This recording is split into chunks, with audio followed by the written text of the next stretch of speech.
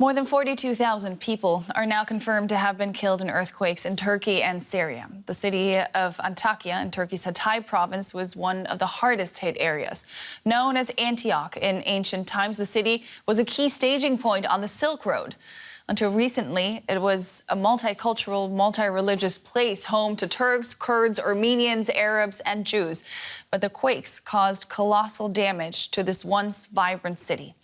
Our correspondent Julia Han went to Antakia for us, and here is what she witnessed.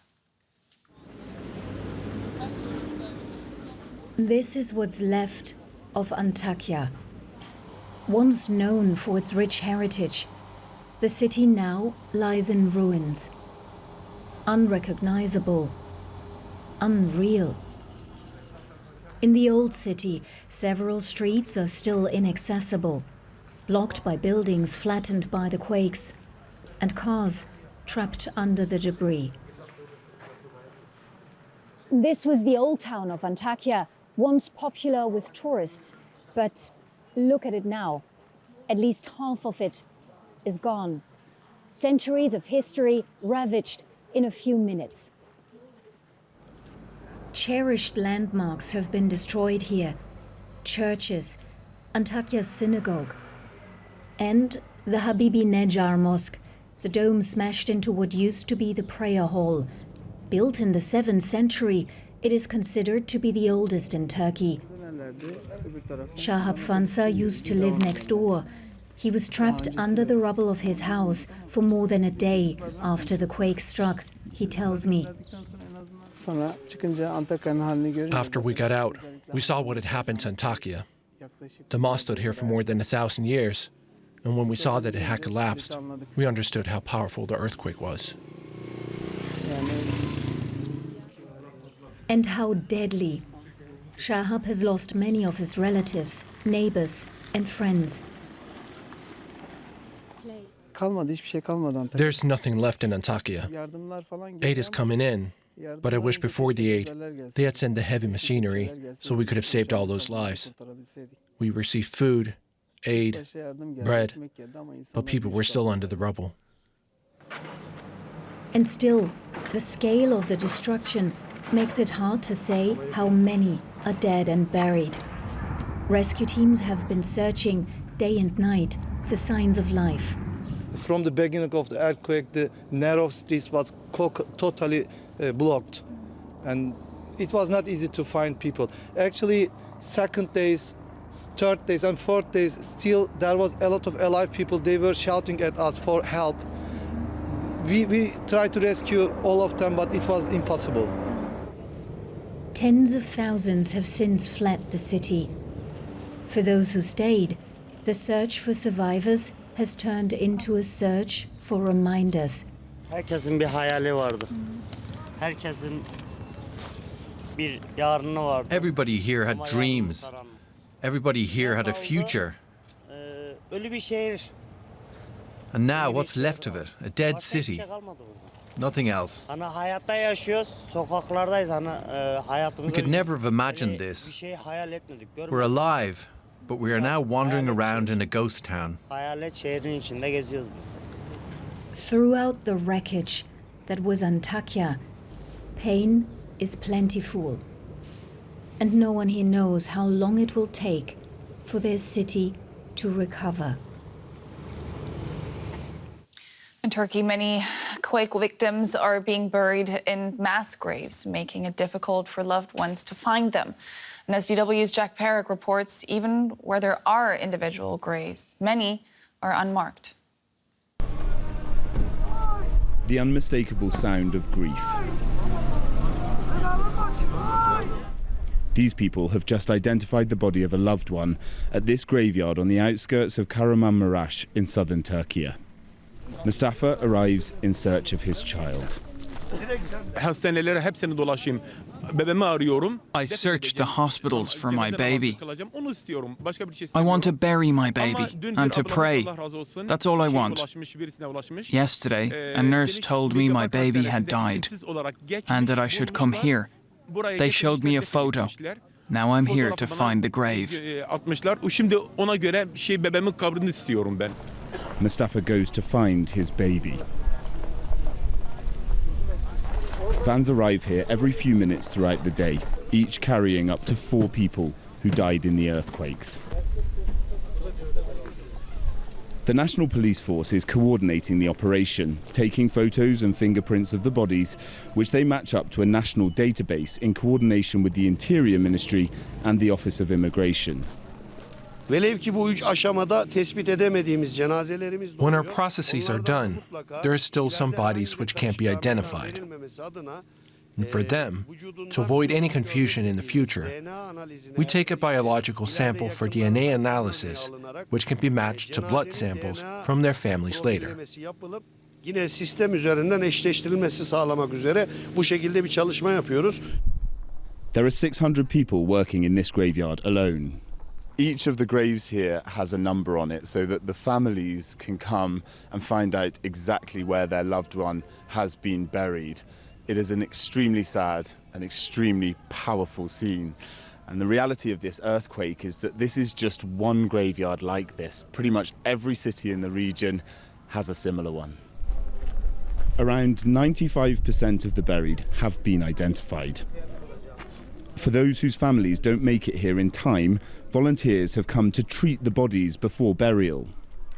Gönlümüzden geçen herkesin I wish everyone was still alive, yaşasın istiyoruz ama but we're here treating the bodies as they should be treated in the Islamic way, to give the families peace of mind. İslami şartlarda herkesin içi rahat olsun. Few places represent the horrors of the earthquake more than here. And as more bodies are buried, more families walk the graveyard to find their final resting place.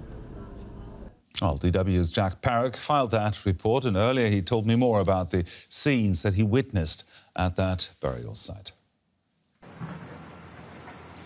Well, the overwhelming sense, Gerd, was that the authorities and the people that have volunteered to work there were just doing absolutely everything within their power to try and show the bodies and the families of those people who had died the utmost respect and dignity in what is a really, really difficult situation. Bearing in mind that a lot of the people that are doing that work are themselves affected by this earthquake. Pretty much every single person in this region has a story of sadness, of grief, of destruction from that earthquake that hit 10 days ago. And I just want to say that our team didn't take it lightly, that the people in that report allowed us to film them in that moment of unbearable grief. One of the hardest things, I think, for a person to do is to look inside of a body bag and to identify a loved one, and that was certainly some of the most difficult scenes for us to watch, but paling in significance compared to the pain of those families that had to do that there. It's horribly heartbreaking, of course. And so what's the situation like now for the survivors that you've been speaking to? Well, this is it. The situation is getting increasingly more difficult. Many of the buildings, for instance, here in Gaziantep, where we now are, you can see behind me they're clearing away buildings where they want to rebuild. But there are a lot of buildings that are still standing that haven't been cleared to be safe for people to return into. And there are tens of thousands, if not hundreds of thousands in this city alone that are sleeping on the streets, sleeping in their cars still 10 days after the quake hit, and many more across the region. So the authorities, the government are doing everything they can to move as quickly as possible to try and get those buildings secured, or to provide additional tents for people to be able to stay in, because it is bitterly cold. The sun's shining on us now, but it is seriously cold here, and the doctors and the hospitals are reporting increasing levels of infections, of lung infections, of issues for people that are sleeping out cold in the streets. So it's really a race against time to try and bring back some normality to the people's lives who have survived. Now, there are still some miracle moments there, if you want to call it that, of people being pulled alive from the rubble so long after the earthquake hit. How much longer do you think they're going to keep up these rescue efforts? They say that they're going to continue for as long as they possibly can. As you say, there's a sort of juxtaposition with the scenes that we saw in that graveyard of people identifying their bodies, while these scenes of real hope of people being pulled from the rubble. We heard of a 17-year-old woman who was found in Kahramanmaraş earlier today, 248 hours after the earthquake first struck. You just can't even imagine what that ordeal must have been like, being stuck under the rubble. But the reports of those rescues are coming fewer and further between. And many of the people that have been saved in the last couple of days have been young, in their sort of either children or in their teens. Hope is fading, it is dwindling, that's the reality of it. But the rescue operations and the aid workers say they will continue until they just cannot continue any further. DW's Jack Parrock there reporting from Turkey. Thank you, Jack. Well, now NATO has promised to send tens of thousands of tents to provide some shelter for the many left without homes. But aid workers on the ground say there is little hope. There is little more than a drop in the ocean. I've been speaking with Yakşan Shishaki, who's CEO of the Maram Foundation, which has been distributing aid at Gaziantep Airport in southern Turkey. I asked him what else was needed. Everything else is needed. I mean, we're talking about food, blankets, tents, like all kind of shelters. I mean, places to shower. So anything is welcome here. And I'm talking here not only to Gaziantep, I'm talking to the southern Turkey and northern Syria.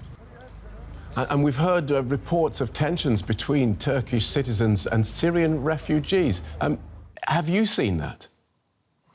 Well, honestly, I did not see it myself. I read a few, I would call it rumor online, or maybe some individual incidents. But me, I've been in Kahramanmaraş, Hatay, and many areas. I did not see it. But I think this will happen sooner or later if the aid doesn't arrive. Right. So more shelters. Right. So aid is the most important thing at this time. Yes. Yes, absolutely. I mean, aid and any other essential. Like 2 days ago, actually yesterday, I managed to take a shower after 6 days. And you know how relief is that. And just imagine people who doesn't have shelter, doesn't have food, and we cannot give them even place to just shower. It's very simple things people don't think of. Right. And so what do you think then is needed next? Let's presume then that the aid is arriving, because we know at the very least it's on its way. People get fed, tents get put up. What then is needed? Well, a lot to be done. I mean, the trauma, everybody here who witnessed this catastrophic disaster is traumatized. So we really need specialized doctors to treat our trauma here. We need school agencies where we accelerate the program. We need a lot of recovery after earthquake, and this one is not easy earthquake. Thank you so much for joining us. We wish you well in your endeavours. Yakşan Shishaki in Gaziantep. Thank you very much. It feels like we're being punished for surviving the war. That's how one internally displaced woman in northern Syria described her situation 10 days after the region was hit by the worst natural disaster in a century. And she's not alone. Anger is growing in the war-torn country over the late arrival of aid following the earthquake. In the critical first days after the quake, when many survivors could have been rescued, the area was largely cut off from the outside world. And even now, residents complain of a lack of help. The United Nations is also under fire for failing to act in the midst of Syria's complex divisions. What 12 years of civil war left standing has now fallen victim to the earthquake.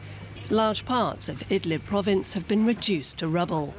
This area is controlled by a jihadist alliance that the UN classes as a terrorist organisation.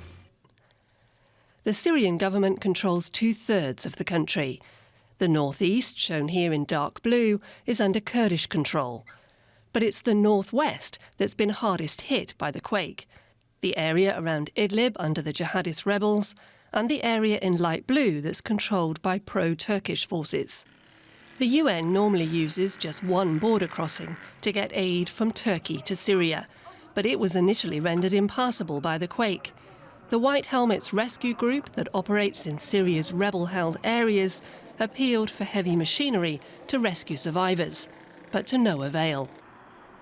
UN aid is now flowing from Turkey after the Syrian regime of Bashar al-Assad agreed to open additional border crossings. But critics say the UN shouldn't have waited for approval from Damascus, given the government doesn't control the area anyway. Government-controlled areas like here in the city of Aleppo have received more aid, much of it from other Arab countries that long shunned Assad. Critics say the earthquake could even work in Assad's favour and strengthen his hand. Those left in the ruins in rebel-held areas just want help, but find themselves caught in a political tug-of-war for which they're paying a high price. And joining me now for a closer look at the situation in northern Syria is Daniel Gellar. He's the editor-in-chief of the German magazine Zenit, a publication focused on the Arab and Islamic world. Good to see you again, Mr. Gellar. The UN says 4.1 million people in rebel-held areas needed aid even before the earthquake. Now the region is facing a crisis within a crisis. Do we have any idea of the scale of the destruction and what's needed now? Well, everything is needed. The reports that we are getting out of the northwest of Syria is that people are literally removing rubble with their bare hands. Unfortunately, we have to say the people in this part of Syria are experienced with that kind of situations, trying to improvise, getting people out of collapsed building because they have been bombed over many years now, and they have experienced first responders, but unfortunately they lack everything. And the temperatures are dropping below zero at night in Idlib in particular. Like the last couple of days, it was quite sunny, but at night it gets very cold. And what we hear is, of course, like basic humanitarian aid, medical aid, food, but also shelter, blankets. The problem in this area is, of course, that even hospitals and medical infrastructure have been critically bombed continuously in the last couple of years. And of course, the fact that this area is controlled by Islamist jihadist militia that is operating there under the mercy of Turkey, but in fact is also following its own agenda, doesn't make things easier. There's areas in the regime-held areas, for example, in Aleppo and also the province of Latakia, that have been also badly hit, but apparently not to the extent that some parts of Idlib. Why is it so difficult for the international community to get aid to Syria? Well, humanitarian aid has been weaponized and politicized over more than 10 years now. And it's always been basically a power game in the United Nations Security Council. The Russians would veto certain decisions on cross-border aid. And of course, the other nations would have to convince Russia and China every couple of months to support a cross-border aid solution. Of course, the Syrian regime is following its own protocol. It says we accept international aid, but only if it goes through our channels, because, of course, the Syrian regime does not want to change its policy. If in this emergency it changes its policy, of course, it would have no argument to later on say we will not allow humanitarian aid to go cross-border, to go through other channels than the government areas, because they would set a precedent if they change this policy at the moment. Let's talk about how different groups here are politicizing aid, because there are reports about jihadist groups refusing to let through aid convoys attempting to cross into their territory from government-controlled areas. Why is that? Well, it's quite an ironic, if I can say that, situation, because though Idlib is controlled, or major parts of the province of Idlib are controlled by insurgent forces, and there is continuous shelling going on even the last couple of days in this area. There is trade, from what we know, between the insurgent-controlled areas and regime-held areas, unofficial trade. Agricultural goods are being traded and other stuff. If there is a border crossing, then there is trade. Of course, it's considered illicit. But, of course, both sides are trying to have control over aid. And unfortunately, at the moment, Turkey, that was also responsible in supporting aid in the Idlib province, is very much busy with itself, of course, with dealing with this catastrophe, and seems to lack the resources of getting substantial aid into Idlib province. Now, this disaster has seen the world increasingly engage with Bashar al-Assad again. Could this be a turning point for him, up to now a pariah? I hear this a lot, especially from the European diplomatic community, as a question. But I don't think this is a substantial, it's not a game changer. Look, we see the United Arab Emirates, for example, as one of the leading powers in the Middle East, in the Arab world, that have some sort of a normalized their relationship with the Assad government long time ago. They have reopened an embassy. They have received Assad and several ministers. They have now promised, or even delivered, I think, or promised 50 million in first response aid. So I don't think this is a major game changer. We see that the Jordanian Prime Minister traveled to Syria. He says he wants to work on specific topics. I don't think the big wave of normalization is now happening. But of course, the European countries have to see how they want to deal with this situation, because they want to get aid into Syria, but at the same time they don't want to normalize with the Assad regime. The United States have issued a waiver, lifted sanctions exceptionally for 3 months, so financial transactions into Syria, into regime-held Syria, are allowed. And some people have tried it out in Western Union, and it seems that it works. So there are certain demonstrations of goodwill also on the side of the international community. But of course, the government, the regime needs to respond to that. Tanya Gellar, editor-in-chief of Zenit magazine. Thank you so much. Thank you.